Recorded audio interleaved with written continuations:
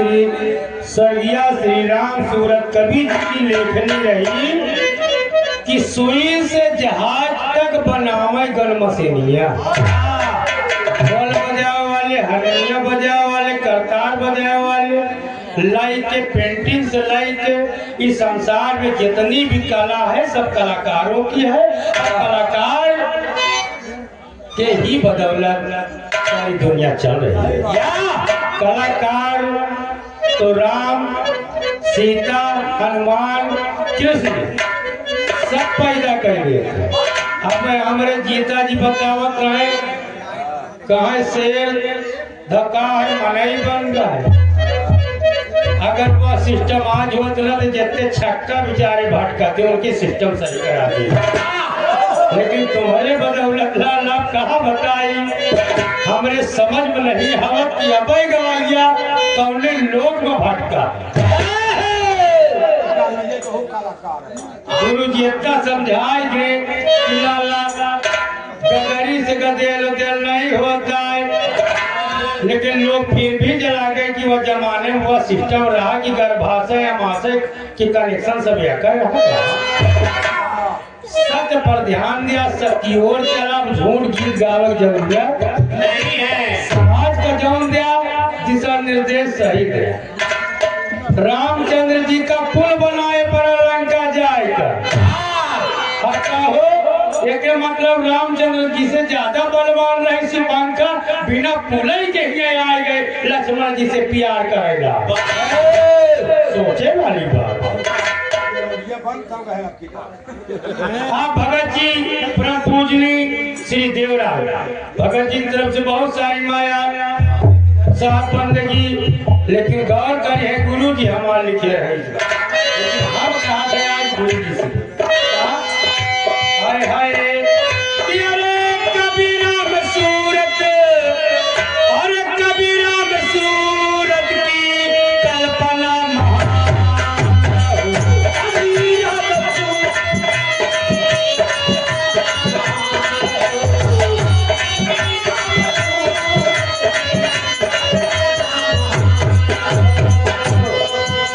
गवैया कौशाम्बी के सब रामायण में पुराण गावत रहा। गुरु जी के बदौलत आज समाज की जानकारी मिली और गुरु जी के बदौलत समाज के कलाकार अपने समाज की गीत गावेगा। बस तो बोलना है बाबूजी कि अगर ज्यादा नहीं 10 साल और जी जाते ना, 10 साल केवल और जी जाते तो पोल कर दे जाते, हम पर हटका तेरे रह जाते।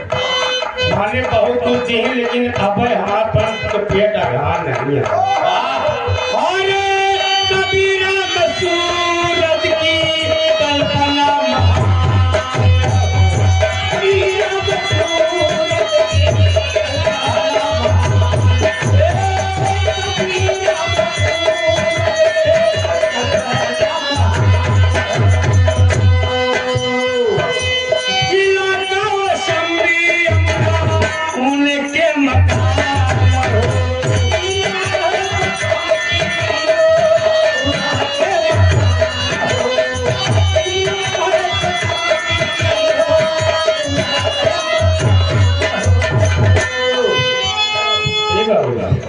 वो जब गावे लागे ना ज्यादा तेज आवाज में नहीं गावत रहे सुनैया जाना, लेकिन जितनी जीवन गावे लागे मुझसे फूल जलागे मनई सन हो जाए। कुछ कलाकार उनसे सीखेंगे, नकल कुछ कलाकार की ऐसा नहीं है। अरे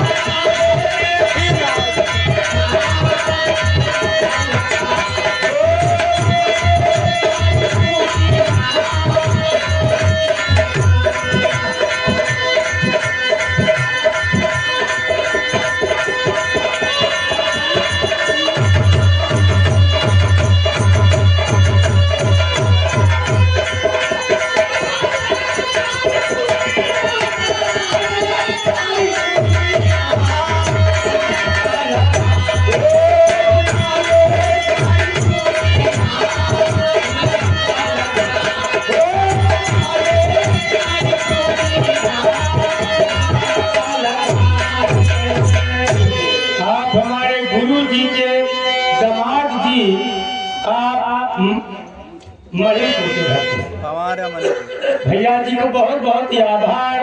मेहमान जी को 10 रुपया का पुरस्कार हमारे भाईले की तरफ से और ढेर सारी मुद्राएं पुष्पहार। बड़े सुंदर जगत के कलाकार जयकरणजीत जी की तरफ से बहुत बहुत आभार।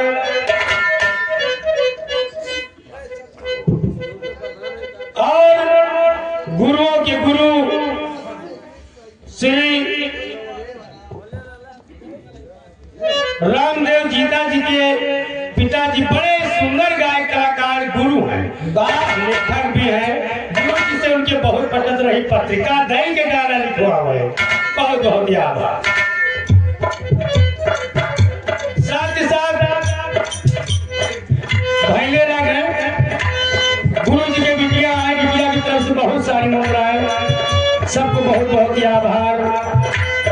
आज वो जगत में चले नहीं जाने जाता वो है, मर वो जाता है जिसको कोई नहीं जानता। गुरु जी कभी मरे नहीं है, मर सकते हैं, वह जब अमर हो गए। ऐसा में नहीं, पूरा उत्तर प्रदेश नहीं, पूरा विश्व में उनका नाम उजागर हुआ है ना। कौन था टुकुर की तो वो मर नहीं सकते निर्दोष। कभी भी उनके नाम लेकर कोई काम करिएगा, आपका सारा सपना साकार होगा। बहुत बहुत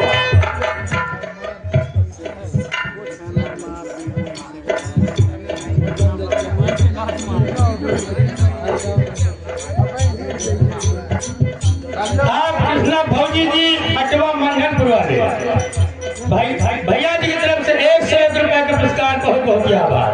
बहुत बहुत धन्यवाद। मुझे कहना है आप दयाराम डॉक्टर साहब भैया की तरफ से 20 रुपए का पुरस्कार। अरे कायम कलाकार की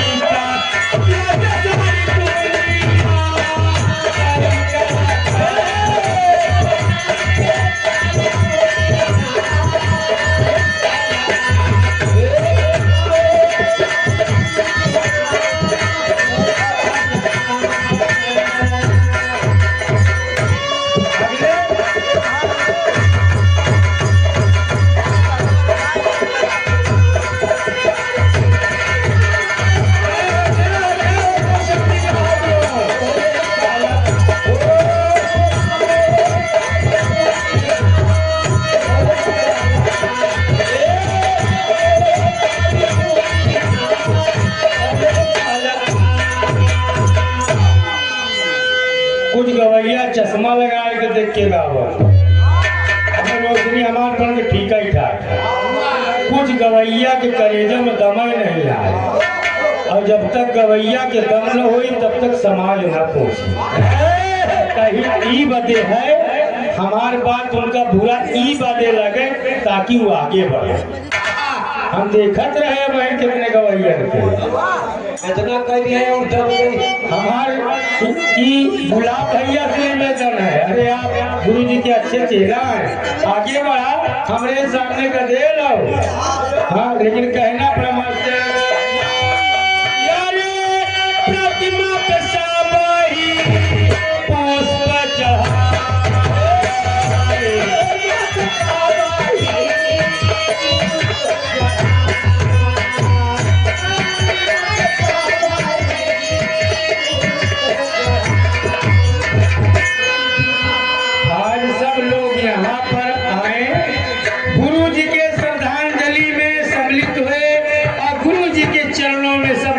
पुष्पहार चढ़ाकर उन्हें श्रद्धांजलि दिए कि जहां भी उनकी आत्मा हो, उनकी आत्मा को शांति प्रदान हो। निर्दोष मैं तो उनका बच्चा हूं, लेकिन मैं भी निवेदन करता हूं कि गुरु जी की आत्मा जहां भी हो उनकी आत्मा को शांति प्रदान हो। और साथ ही साथ हमारे कोटेदार साहब गुरु जी की तरफ से रामपुर सोहेला की धरती से बहुत सारी मुद्राएं प्रणाम।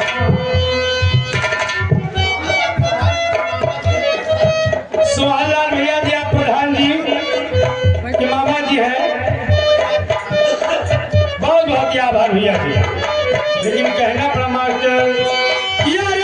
प्रतिमा पे साबाही पुष्प चढ़ा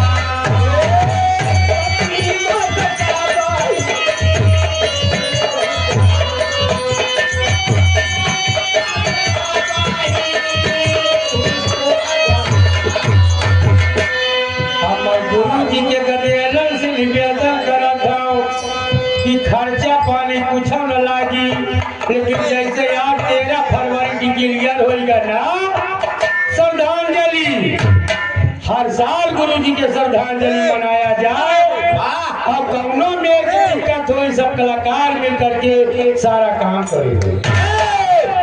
हर वर्ष 16 जुलाई से 13 को श्रद्धांजलि, 16 वाला नाम खत्म, ही मौसम भी अच्छा है। हमारे भाई की तरफ से बहुत सारी मुद्राएं, भैया जी को बहुत बहुत आभार। कैमरा चल रहा है, अगले मन में कहना प्रमाण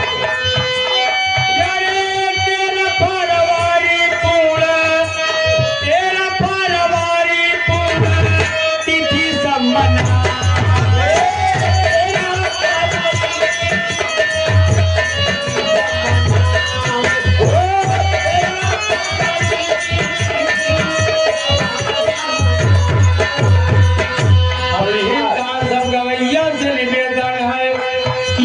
हमरे में आए हो गावे तो तुम्हारे माँ सब लोग देनी की बाजार आए, इसीलिए कहना बड़ा मास्टर सब ही गवैया, अरे उनकर भजनिया कायम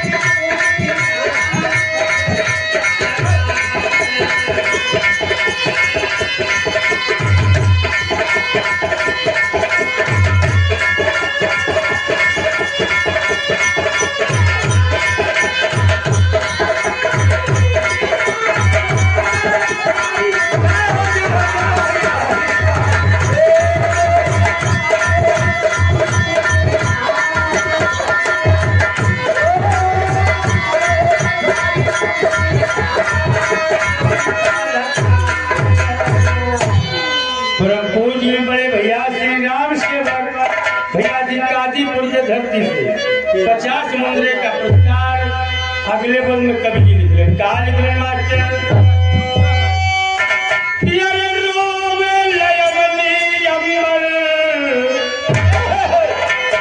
आज की बात हम नहीं करी, जब रोज गुरु जी का अंतिम भवन हम गाँव के लाला पर यहाँ मैं आई मोटरसाइकिल से 2 जन न हो रास्ते में 13 किल न पेड़ गिर गया, उठाए के मोटरसाइकिल वह पार की और जाऊं का पानी बरसा है जो मट्टी में सब जान कितना पानी पूरा आसार हमारा ही बरसा।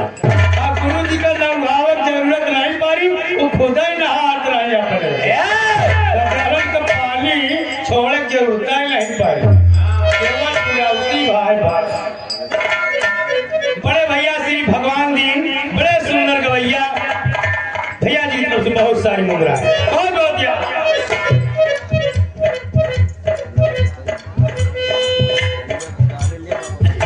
दयाराम डॉक्टर साहब हमरा के बड़े वाले भैया जी की तरफ से बहुत सारी मुद्रा है, कहना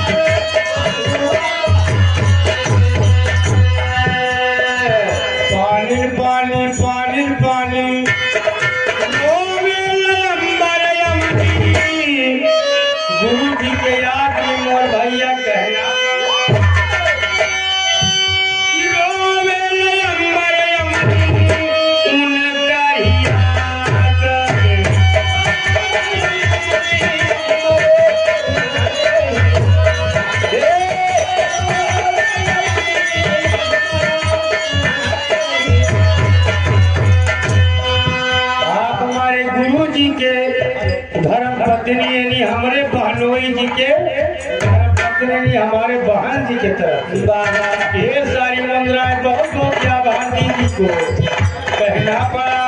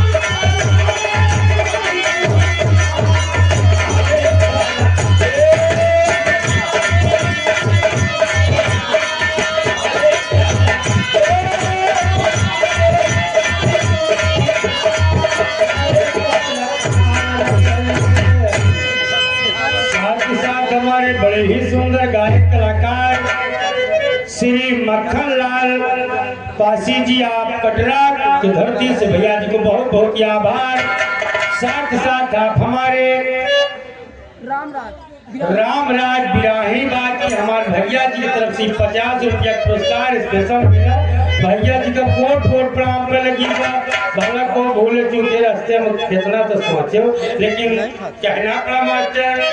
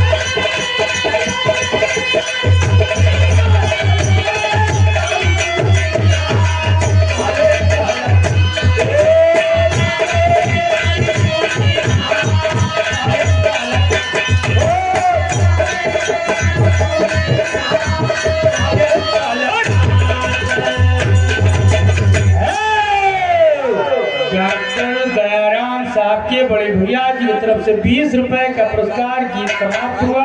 छत छत एक समाज की बात राजा